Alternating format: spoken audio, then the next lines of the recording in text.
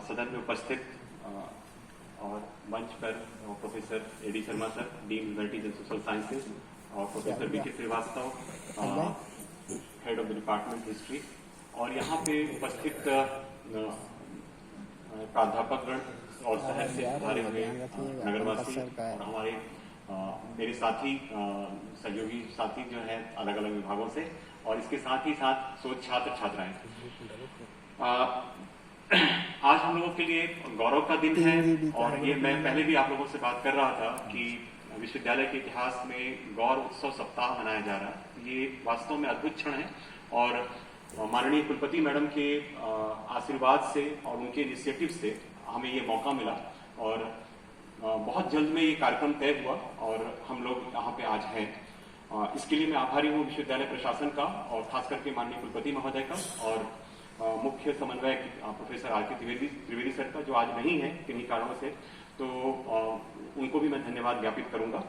और सीधे मैं, क्योंकि समय की कमी है और हम लोग बहुत लेट चल रहे हैं, मैं बहुत संक्षिप्त में बात करूंगा और कुछ बातों पे बात करूंगा कि साथियों, डॉक्टर गौर के बारे में मैंने कुछ देर पहले, कुलपति मैम के आने के पहले मैं कह रहा था कि वो ट्रेडिशंस को ब्रेक करने वाले ऐसे क्षेत्र में का व्यक्ति, बुंदेलखंड का व्यक्ति, जो बुंदेलखंड आज भी पिछड़ा हुआ है। और यदि हम बात करें और यदि आप रूरल एरियाज में जाएं, ग्रामीण क्षेत्रों में जाएं, यहाँ पे महिलाओं की स्थिति देखेंगे तो आपको लगेगा कि वास्तव में जो बातें थी डॉक्टर गौर आज से 100 साल पहले विजुलाइज कर रहे थे, वो बिल्कुल सही थी। और आज भी कहीं ना कहीं डॉक्टर गौर का जो विजन है वो हमको लगता है कि वो कितने क्रांतिकारी थे। सवाल ये है कि डॉक्टर गौर के सिर्फ एक कंट्रीब्यूशन पे हम लोग बहुत बात करते हैं इस विश्वविद्यालय की स्थापना से। मैं बार बार ये कहता हूं अपने बच्चों के बीच में, और जब भी मुझे मौका मिला है तो मैं उसको कह सकते हैं कि मैं बहुत सेल्फिश हूं और उसको यूटिलाइज करता हूं उस तरीके से, क्योंकि डॉक्टर गौर के इस कंट्रीब्यूशन के बारे में बहुत कम बात की जाती है, खास करके वुमेन एम्पावरमेंट की बात। और मैं कह सकता हूं डॉक्टर गौर की आत्मा बहुत प्रसन्न होगी आज कि प्रोफेसर नीलिमा गुप्ता एक महिला के हाथ में इस विश्वविद्यालय की कमान है। ये वास्तव में हम सभी के लिए गौरव का क्षण है। और ये भी मैं मानता हूं कि विश्वविद्यालय के बहुत सारे विभागों के विभागाध्यक्ष और हमारे डीन फैकल्टी अफेयर्स, ये सारे बड़े पदों पे सुशोभित कर रहे हैं। जो हमारी पिछली कुलपति थी प्रोफेसर जेडी आही मैम, और उन्होंने रजिस्ट्रार के पद को भी सुशोभित किया। तो ऐसे हम देख पा रहे हैं कि इस विश्वविद्यालय में डॉक्टर गौर का सपना कह सकते हैं कि उसी तरीके से बढ़ रहा है जैसा वो सोचते थे, जैसा वो विजुलाइज करते थे। साथियों, मैं कहूंगा इतिहास में बहुत सारे लोगों ने, और सबसे पहले महाराष्ट्र के जो क्रांतिकारी थे, क्रांतिकारी में उस शब्द में यही कहता कि जो हथियार उठाए और वो रिवोल्यूशनरी वाली बात करे, शायद विचारों से क्रांतिकारी थे, महात्मा ज्योतिबा फुले।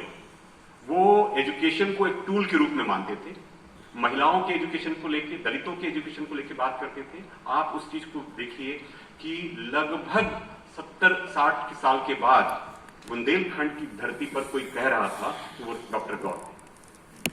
और डॉक्टर गौर एक वकील होने के नाते अच्छा खासा पैसा कमा रहे थे। क्या जरूरत थी उनको महिलाओं की बात करने की?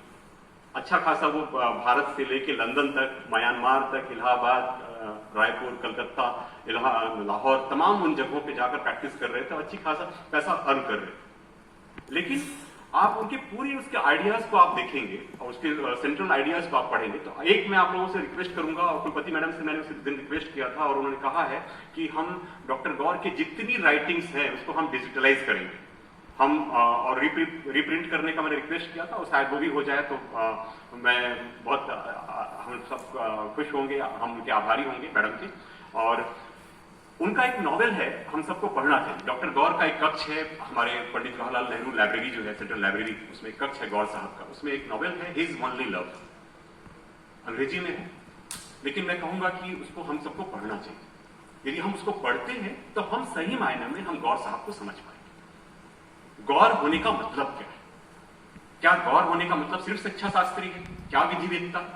तो आपको दिखाई देगा कि कहीं ना कहीं डॉक्टर गौर उससे बड़ा एक इमेज हमको दिखाई देता है, लार्जर देन लाइफ। और उनकी इंस्पिरेशन को हम लोग भूल जाते हैं। मैंने एक और रिक्वेस्ट किया था कुलपति मैडम को कि हमारे विश्वविद्यालय में बहुत सारे भवनों के नाम अलग अलग इस पे रखे जाते हैं। ये अच्छी बात है, जितने भी दुनिया में महान लोग हैं या भारत के जो महान लोग हैं, वीरांगना हैं, उनके नाम पे रखना चाहिए। लेकिन गौर साहब को जो सही ट्रिब्यूट होगा तो मैं कहता हूं कि लाडली बाई को, जो उनकी मां थी, जो उनकी जननी थी, शायद उनके दर्द को उन्होंने महसूस किया और हिज ओनली लव में लिखा। उनकी दो बहनें थीं, लीलावती और मोहनबाई, उनके दर्द को उन्होंने महसूस किया, वो हिज ओनली लव में लिखते। और वो देख रहे थे कि हमारे यहां महिलाएं क्या थी, एक सेकंड कैटेगरी सिटीजन। और आज भी यही हालात है। हम लोग बहुत दम भरते हैं कि हम 70 सालों में शिक्षित हो गए हैं, तमाम चीजें हैं, महिलाओं के हाथ में बहुत कुछ आया, लेकिन आज भी डिसीजन मेकिंग में महिलाएं कहीं नहीं है। ये बड़ा एस्पेक्ट, और डॉक्टर गौर इसी को एड्रेस कर रहे हैं। और इसको मैं मानता हूं कि डॉक्टर गौर ने जिस तरीके से, जब उनको लगा कि पॉलिटिकली, में से अभी प्रोफेसर श्रीवास्तव बता रहे थे कि 1921 से लेके 1935 तक लगातार 14-15 साल सेंट्रल लेजिस्लेटिव के मेंबर रहे, तो उन्होंने जो काम किए उसमें से दो चीजें हैं। एक तो वुमेन एजुकेशन की बात उन्होंने की, दूसरा को एजुकेशन को उन्होंने बहुत फेवर किया कि को एजुकेशन होना चाहिए, क्योंकि भारत में एक बड़ी समस्या है। अभी भी हम लोग जब क्लासरूम में बच्चे आते हैं तो वो क्या होता है, क्लासरूम में बच्चा आता है तो लड़का एक अलग बैठ जाएगा, लड़की अलग बैठ जाएगी। ये ऐसा क्यों है? क्योंकि इसको हमारे दिमाग में रखा गया कि लड़का अलग चीज है, लड़की अलग है। और ये टेम्परामेंट जो हमको बचपन से हम जैसे हमारी अपब्रिंग होती है, और ये चीजें, और मुझे लगता है जो हाइड करने का जो चीज, बहुत सारी चीजें जो साइंटिफिक है, लॉजिकल है, उसको हम हाइड करते हैं। और जब हम हाइड करते हैं तो मुझे लगता है कि भारत इसलिए सबसे ज्यादा क्राइम रेट अगेंस्ट वुमेन हम देख पाते हैं। तो डॉक्टर गौर उस समय इस चीज को विजुअलाइज कर रहे थे। मुझे इसलिए लगता है कि वो बड़े विचारक थे। उनकी दो तीन चीजें हैं जो हम सभी जानते हैं। प्रोफेसर श्रीवास्तव की जो किताब आई, उसके पहले उनकी 7 लाइव्स हमारे बीच में ऑटोबायोग्राफी है, एस ए राघव की किताब है, उसके पहले सैनी जी थे, उनकी किताब है, और भी के कृष्णा राव जी है हमारे विश्वविद्यालय के, उन्होंने भी किताब लिखी। लेकिन प्रोफेसर श्रीवास्तव ने एक नए तरीके से किताब को लिखा, बहुत सरल भाषा में, और उनकी चीजों को लेकर आए। उनमें से कुछ चीजें ऐसी हैं, जैसे अब मैं बताऊं कि हमारे यहाँ लड़कियों की शादी की जो उम्र है 1861 में, आप जब हम एक सीरियल देखते हैं बालिका वधू, उसमें हम देखते हैं 10 साल की लड़की की शादी। वो कोई अलग से नहीं है, वो ऐसा नहीं कि वो कोई फिक्शन है या कुछ मीथ है, हकीकत है। आज भी हमारे भारत के क्षेत्रों में, और हम बीए में देखते हैं कि बहुत सारी लड़कियां 17 साल 18 साल में उनकी शादियां कर दी। तो आप सोच सकते हैं कि जिस एज में उसको पढ़ना है उस समय, और 1861 में 10 वर्ष उम्र थी। फिर बाद में 1891 में मेहराब जी मालावारी के प्रयास से 10 साल से एज को बढ़ाकर 12 साल किया। आप सोचिए, जब लड़की अभी अबोध है, उसको कुछ भी नहीं है, उस समय उसकी एज थी। और इस चीज को उन्होंने महसूस किया, और आपने जब असेंबली के मेंबर बने, और जैसा सर ने बताया कि कांग्रेस के पहले मेंबर थे, लेकिन कुछ डिफरेंस उत्पन्न हुआ। डिफरेंस ये था कि नॉन कॉपरेशन मूवमेंट में जब गांधी जी लेकर आए, उसमें एक एजेंडा था कि बॉयकॉट ऑफ इलेक्शन, जो असेंबली इलेक्शंस थे, उसको बॉयकॉट करना। इस बात से डॉक्टर गौर सहमत नहीं। उनको लगता था कि हमको असेंबली में पार्टिसिपेट करना चाहिए, पार्टिसिपेट करके हमारे जो सोशल इश्यूज हैं हम उसको एड्रेस कर सकते हैं, हम उसको डिमांड कर सकते हैं। और यही एक कारण था कि वो कांग्रेस उन्होंने छोड़ दिया, और उसके बाद फिर इंडिपेंडेंट और बाद में डेमोक्रेटिक पार्टी बनाई, उसके माध्यम से अपनी बातें की। और दुर्भाग्य ये है, मैं आपको एक बहुत बड़ी बात बताऊं कि हमारे राष्ट्रीय इतिहास लेखन में नेशनलिस्ट हिस्टोरियंस जो काम किए हैं, कोई भी एक जगह पे भी, किसी जगह पे भी डॉक्टर गौर का नाम नहीं आता। अब सवाल यह है कि रिस्पॉन्सिबिलिटी किसकी है, कौन जिम्मेदार है? क्या वो सिर्फ नेशनलिस्ट हिस्टोरियंस हैं? तो मैं कहूंगा कि नहीं, हमारी जिम्मेदारी बड़ी है, क्योंकि हमने इस पर काम नहीं किया, हमने इस पर रिसर्च पेपर नहीं लिखा, हमने कोई काम नहीं किया। सिर्फ जय गौर करने से डॉक्टर गौर अमर रहे और डॉक्टर गौर को भारत रत्न मिलना चाहिए, इतना कहना काफी नहीं है। इसको हमको जीना, डॉक्टर गौर के विचारों को हमको आत्मसात करना। जब तक हम ये नहीं करेंगे, मुझे लगता है ये सब बेमानी है। उत्सव मनाने से काम नहीं होगा। आज देखिए उत्सव हम मना रहे हैं, दुर्भाग्य ये है कि मैं कुछ कहूंगा नहीं, टिप्पणी नहीं करना चाहिए, लेकिन फिर भी मैं ये इतना कह सकता हूं कि डॉक्टर गौर चूंकि समय का है, तो जब उन्होंने 1923-24 में एक बिल लेकर आए, सिविल मैरिज बिल लेकर आए, उसमें दो चीजें थी। उसके एज ऑफ कंसेंट वाले में 12 से 14 साल के लिए। और आपको बहुत मजेदार बताऊं कि डॉक्टर गौर अपने 7 लाइव्स में लिखते हैं और अपनी संस्मरण में लिखते हैं कि उस समय के जो ट्रेडिशनल सोच वाले लोग थे, परंपरावादी थे, जो ऑर्थोडॉक्स मेंटालिटी के लोग थे, पूरे सदन में विरोध हुआ और लंबा विरोध झेलना पड़ा। क्यों? लड़कियों की एज क्यों बढ़ाई जाए शादी की, 12 साल से 14 साल क्यों किया जाए, इसको लेकर उनको बहुत ऑड्स झेलने पड़े। और ये जो चीज थी, और उसके बाद फिर फाइनली वो बिल गया सिलेक्ट कमेटी के पास, सिलेक्ट कमेटी के पास जाने के बाद फाइनली वो बिल पास हुआ। तो लेकिन उस बिल का नाम हम लोग जानते हैं शारदा एक्ट के नाम से। राजस्थान के वकील थे हरविलास शारदा, हालांकि उनका इनिशिएटिव था, लेकिन इस बिल को पास कराने में जो बड़ी भूमिका थी एक असेंबली के मेंबर के रूप में, जो डिबेट में जो पार्टिसिपेट किया, वो डॉक्टर गौर था। इस तरीके से भी इतिहास में इसको लाया जाना चाहिए। तो मैं मानता हूं कि डॉक्टर प्रोफेसर श्रीवास्तव ने एक शुरुआत की है हमारे विभाग में, और मुझे सौभाग्य मिला जब प्रोफेसर तिवारी जो पूर्व कुलपति ने एक पेपर इंट्रोड्यूस करवाया हमारे विभाग में, और ये सौभाग्य मुझे मिला पढ़ाने का। तो ये हम सब का मिशन है कि डॉक्टर गौर को हम उस प्रकार से ले जाना चाहते हैं, एकेडमिक रूप से ले जाना चाहते हैं, सिर्फ बोलने से नहीं। दूसरी बात, सिविल मैरिज बिल की बात करूं तो आज भी यदि हम समाज की बात करें तो इंटरकास्ट मैरिज हमारे लिए सपना। यदि हम इंटरकास्ट मैरिज की बात करें तो सोसाइटी में यदि एक्सेप्टेंस का रेट बोले तो वो शायद बहुत कम है। आज भी हम देखते हैं ऑनर किलिंग और तमाम चीजें होती हैं। डॉक्टर गौर उस समय इसको विजुअलाइज कर रहे थे, इस पर बिल लेकर आए, और खास करके जो सिविल मैरिज बिल में लेकर आए तो इंटरकास्ट मैरिज को न केवल वैलिडेट करने की बात की। आज भी हमारे यहाँ यदि कोई इंटरकास्ट मैरिज कर लेता है तो हम उसको घर से निकाल देते, समाज से बाहर कर देते, उसका दाना पानी, हुक्का पानी जो कहते हैं वो रोक देते, और उसके बाद उसको प्रॉपर्टी राइट्स की तो बात ही नहीं, प्रॉपर्टी राइट्स की तो कोई बात ही नहीं। तो साथियों, डॉक्टर गौर ने वहां पे क्या किया, एक तो उस इंटरकास्ट मैरिज को लीगली और ये कहा कि उसको वैलिडेट होना चाहिए। दूसरा, उसका एक सब क्लॉज था, उसमें प्रॉपर्टी राइट भी उसके सेफगार्ड्स होने चाहिए। ये बड़ी बात थी। और आज आप देखिए कि आज यदि इंटरकास्ट मैरिज हो रहा है और ये हमको, यदि हम थोड़ा सा लीगल हमारा नॉलेज अच्छा हो तो हम हमारी जो प्रॉपर्टी राइट्स आज सेफगार्ड्स हैं तो वो डॉक्टर गौर के कारण। ये बातें पब्लिक डोमेन में आनी चाहिए और हमारी हिस्ट्री राइटिंग्स में आनी चाहिए।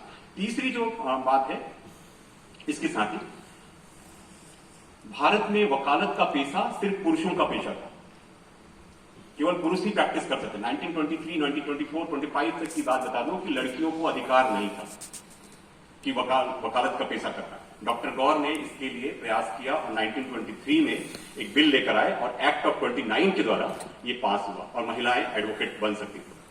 इस बात को एड्रेस करने की आवश्यकता है, ये बात को जानने की आवश्यकता है। और सिर्फ समस्या ये है कि हम सागर के टेरिटरी में ये बात करते हैं, सागर के टेरिटरी में हम जयघोष करते हैं, सागर के बाहर ये क्यों नहीं निकल पा रहा है? इस पर काम करने की आवश्यकता है। मैं कुछ प्रश्न यहां पे खड़ा कर रहा हूं इसलिए क्योंकि एक इतिहास का विद्यार्थी हूं, तो मुझे लगता है, क्योंकि ये मुझे बहुत कचोटता है पिछले 8 सालों से जब से मैं यहां पे हूं, तो ये कचोटता है कि डॉक्टर गौर का जब इतना बड़ा कंट्रीब्यूशन था तो वो सागर से बाहर क्यों नहीं? तो सागर से बाहर निकालने की आवश्यकता है, इस बात को बताने की आवश्यकता है। जब तक हम इस बात को नहीं करेंगे तो मैं कहता हूं कि भारत रत्न की डिमांड करने की मांग हमारी बेमानी हो जाती है, क्योंकि हम उस कंट्रीब्यूशन को पब्लिक डोमेन में हम वर्ल्ड वाइड नहीं पहुंचा पा रहे, और ये जब तक हम नहीं पहुंचा पाएंगे शायद मुश्किल। इसके बाद एक और कस्टम की बात करूं जो हमारे सागर से संबंधित नहीं है, मध्य प्रदेश से संबंधित नहीं है, उत्तर भारत से संबंधित नहीं, देवदासी प्रथा। आप लोगों ने नाम सुना है? देवदासी के बारे में सुना है? देवदासी की जो प्रथा है महाराष्ट्र में और कहें तो साउथ भारत में, महाराष्ट्र में जो देवदासियां होती हैं उनको मुरली कहा जाता है। तेलंगाना उन क्षेत्रों में, साउथ के क्षेत्रों में इनको बसवा कहा जाता है। इसके पीछे थोड़ी सी मैं बात बता दूं कि जब ये शुरुआत हुई थी तो ये बात हुई थी कि लड़कियों को, देवताओं को स्वयं से अपनी इच्छा से समर्पित कर देती थी कि मुझे विवाह नहीं करना, मैं भगवान की पूजा करूंगी, सब मंदिर की सेवा, जो बोलते ईश्वर की सेवा में मैं समर्पित हूं। हो सकता है ये एक बहुत पवित्र कारण से या होली कॉज से ये स्टार्ट हुआ, लेकिन लेटर ऑन इसका जो दुरुपयोग हुआ, और खास करके बर्नियर जब कहता है अपनी बात में, बर्नियर यहाँ पे मुगल के टाइम पे यहाँ पे ट्रेवल किया था, तो अपने अकाउंट्स में लिखता है कि भारत में तंजौर के नटराज मंदिर में अराउंड 400 देवदासी थे, और उन देवदासी का जो कह सकते हैं जो सबसे ज्यादा मिसयूज हुआ वो एक प्रकार से सेक्सुअल हैरेसमेंट के प्रकार से कह सकते हैं या प्रोस्टिट्यूशन के रूप में हम देख पाए। एक षड्यंत्र के रूप में हम गांव के लोग या जो उस टेरिटरी के जो प्रमुख लोग होते थे, एक प्लान के तहत किसी गरीब की लड़की को हमने टारगेट किया कि हाँ इसको हमको प्लान के तहत एक दिन मंदिर का पुजारी ये कहेगा कि मुझे रात को देवी सपने में आई थी और फलाने की जो बेटी है उसको देवदासी बनना है, और ये सपना जो है पब्लिक इसमें लाया जा रहा था, और वहां के जो पंच होते थे चूंकि वो पावरफुल होते थे, सामंत होते थे, तो वो डिसीजन फाइनल हो जाता, चाहे उसकी लड़की की इच्छा हो चाहे ना, और उसकी इच्छा के विपरीत उसको देवदासी बनाए। आप सोचिए डॉक्टर गौर का इससे क्या लेना है? बुंदेलखंड के थे, नागपुर में थे, या मतलब बहुत समय पूरे भारत में ट्रेवल किया, एज एडवोकेट उनको क्या, लेकिन उन्होंने इसको बहुत शिद्दत से महसूस किया और इस बिल को लेकर आए, देवदासी एक्ट को लेकर आए। और ये बिल आज हो, और ये देवदासी जो है बनाने की जो प्रथा है, चाहे देवदासी बनना या उसको ऑफर करना, दोनों पनिशेबल एक्ट है आईपीसी का। ये सारी चीजें जो उन्होंने जो सेंट्रल लेजिस्लेटिव असेंबली में जो काम किया, और इसके पूरे डॉक्यूमेंट्स हैं, इसको हमको लाने की जरूरत है, और उसको कह सकते हैं पॉलिश रूप में और अथॉरिटी के साथ हम इसको ला सकते हैं। तो मेरा बस इतना सबमिशन है, खास करके आज का चूंकि समय कम है और हमारे इसमें, तो ये कुछ चीजें थी जो डॉक्टर गौर की थी, और उसमें इंपॉर्टेंट ये था कि डॉक्टर गौर इस चीज को महसूस कर रहे थे, जो अपने परिवार में देख रहे थे, अपनी बहनों के साथ, अपने पिता के साथ, माँ के साथ, उन चीजों को, और सबसे बड़ी बात वो अपने भाई, जो बड़े भाई आधार सिंह थे, जिन्होंने बहुत अपने परिवार का खर्चा भी उठाया था, और लंदन जाने में, उनको पढ़ाई करने में जैसे, उनकी जो पत्नी थी, उनकी भाभी का भी वो बारे में बताते हैं कि उनका जो उनके प्रति जो उनके भाई साहब का जो बिहेवियर था वो बहुत खराब था। यानी महिलाओं के प्रति जो हमारा दृष्टिकोण है, हम सिर्फ महिला को एक ऑब्जेक्ट के रूप में, वस्तु के रूप में, या कह सकते हैं इंटरटेनमेंट के रूप में हम देखते हैं। दूसरी बात डॉक्टर गौर की जो बात है, जब आप उसमें देखते हैं, हमारे साथी बताएंगे अन्य चीजों में, तो डॉक्टर गौर का ये मानना था कि लड़कियां जब हमारी बहन है, हमारी बेटी है, तो हम बहुत उसके लिए प्रोटेक्टिव होते हैं, लेकिन जैसे ही हम अपनी चारदीवारी बाहर निकलते हैं, दूसरे की बहन, दूसरे की बेटी, वो फिर हमारे लिए ऑब्जेक्ट होते हैं। ये जो नजरिया है, इसको बदलने की आवश्यकता है। हिज ओनली लव, आप सबसे कहूंगा कि हो सकता है कि हम चूंकि हम लोग हिंदी बेल्ट में हैं, तो अंग्रेजी हमारे थोड़ा सा तकलीफ हो, लेकिन आने वाले समय में जरूर, चूंकि मैं काम कर रहा हूं और हमारे विभाग में हमारे विभागाध्यक्ष कर रहे हैं, और भी मैं कहूंगा कि और भी जो यंग लोग हैं वो आए और इस पर काम करें, और उसको हम लोग ट्रांसलेट भी करेंगे, और ताकि वो जन जन तक पहुंच सके। और मुझे लगता है यदि हम ऐसा कर पाए तो इस डॉक्टर गौर को सच्ची श्रद्धांजलि होगी। बस इतना ही, चूंकि समय बहुत हो चुका है, तो मैं आप सभी का धन्यवाद करता हूं।